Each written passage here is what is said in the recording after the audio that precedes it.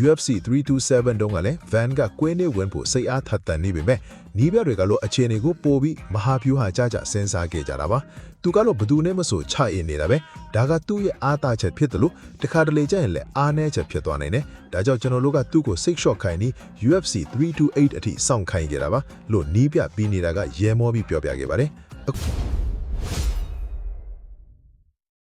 မင်္ဂလာပါ Sports and ကနေပြန်လို့ကြိုးစိုးလိုက်ပါတယ်ခင်ဗျာ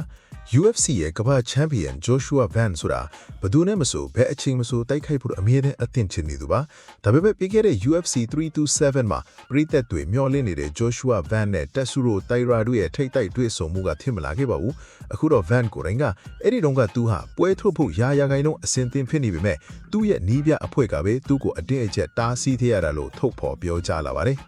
Joshua Van ရဲ့နီးပြ Daniel Pineda ကတော့ Van အားချန်ပီယံတရားအဖြစ်နေပေမဲ့ဘသူကပဲစင်ခေါ် Okay တိုက်မယ်လို့အမဲတမ်းပြောလေရှိသူလို့ဆိုပါတယ်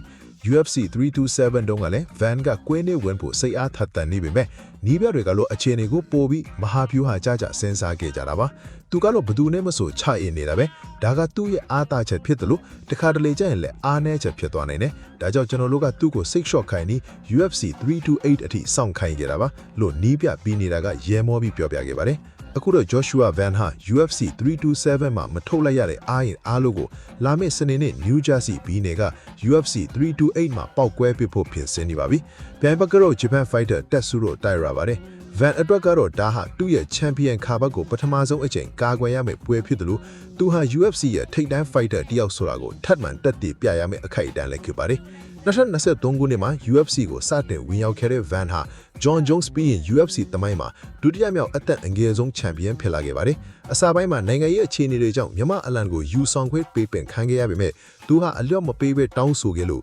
2025မှာတော့ကမ္ဘာစင်မြင့်ထက်မှာမြန်မာအလံကိုဂုံယူစွာလွှင့်ထူနိုင်ခဲ့ပါတယ်။ပြီးခဲ့တဲ့ဒီဇင်ဘာမှာတော့နာမည်ကျော်ချန်ပီယံပန်တိုဂျာကိုအနိုင်ယူပြီးကမ္ဘာချန်ပီယံဖြစ်လာခဲ့တာပါ။သူအသက်16နှစ်မှာကွယ်လွန်သွားခဲ့တဲ့ဖခင်ဖြစ်သူကတော့သူ့ရဲ့အောင်မြင်မှုတွေကိုမမြင်တွေ့လိုက်ရပါဘူး။ဒါပေမဲ့အဖေကျွန်တော်အတွက်ဂုဏ်ယူနေလိမ့်မယ်လို့မျှော်လင့်ပါတယ်ဆိုရဲ့ Joshua Van ရဲ့စကားကပရိသတ်တွေရဲ့ယင်ကိုထိရှည်စေပါတယ်။နီးမြတွေကတားထားလို့သာ UFC 327မှာမတွေ့ခဲ့ရတာအခုတော့ Joshua Van တယောက်သူ့ရဲ့ flyweight ဘရင်အဖြစ်ကိုဆက်လက်ထိန်းသိမ်းဖို့အဆင်သင့်ဖြစ်နေပါပြီ။မိတ်ဆွေတို့ရော Joshua Van အနေနဲ့နီးပြတွေမျှော်လင့်ထားသလို Tatsuro Taira ကိုအပြတ်အသက်အနိုင်ယူနိုင်မလား။ဒါမှမဟုတ် Taira ကပဲအန်အောစရာ result တွေဖန်တီးသွားမလား။ comment မှာခန့်မှန်းပေးကြပါဦး။အခုလိုစိတ်ဝင်စားစရာအားကစားသတင်းအကြောင်းအရာတွေကိုတင်ဆက်ပေးသွားမှာမို့လို့ကျွန်တော်တို့ရဲ့ page ကို like and follow လုပ်ထားဖို့မမေ့နဲ့အောင်နော်အားလုံးကိုကျေးဇူးတင်ပါတယ်ခင်ဗျာ